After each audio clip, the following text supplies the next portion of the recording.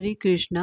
आज हम अपरा एकादशी व्रत कथा का श्रवण करेंगे जो ज्येष्ठ माह कृष्ण पक्ष 23 मई शुक्रवार को इस बार पड़ रही है। अपरा एकादशी व्रत कथा इस प्रकार है। एक समय की बात है, युधिष्ठिर महाराज ने भगवान श्री कृष्ण से पूछा, हे भगवान, अपरा एकादशी का क्या महत्व है? कृपया मुझे विस्तार से बताइए। भगवान श्री कृष्ण बोले, हे राजन, ज्येष्ठ मास के कृष्ण पक्ष में जो एकादशी आती है वह अपरा एकादशी कहलाती है। इस व्रत को करने से बड़े पाप नष्ट हो जाते हैं। यह व्रत विशेष रूप से पुण्य देने वाला और मोक्ष प्रदान करने वाला है।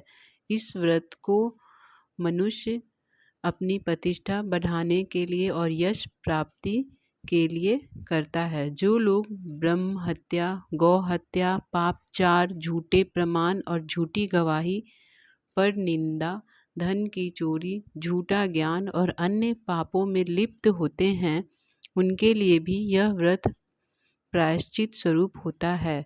प्राचीन काल में महिष्मती नगरी में चंद्रसेन नामक एक राजा राज्य करता था। वह परम विष्णु भक्त था। एक बार एक चोर ने राजा के खजाने में जाकर चोरी की। वह पकड़ा गया और बंदी बना लिया गया।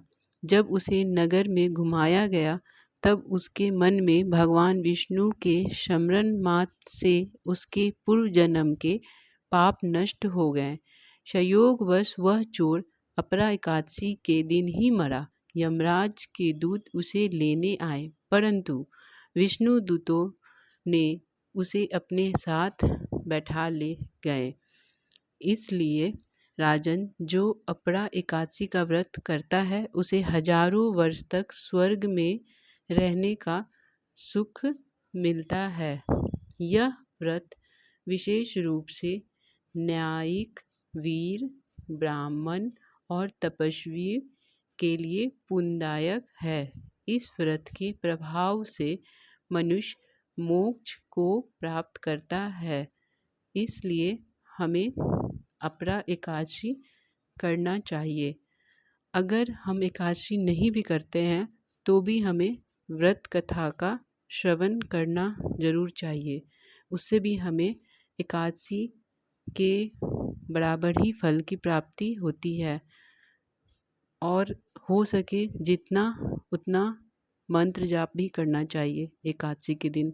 महामंत्र का, विष्णु भगवान के मंत्र का जितना भी हो सके उतना भर दिन स्मरण करते रहना चाहिए एकादशी के दिन। उससे भी बहुत पुण्य की प्राप्ति होती है। इसी प्रकार हमें एकादशी के दिन नियम रखना चाहिए कथा का और महामंत्र के जाप का। अगर हम व्रत नहीं भी करते हैं तो भी। हरे कृष्णा। राधे राधे।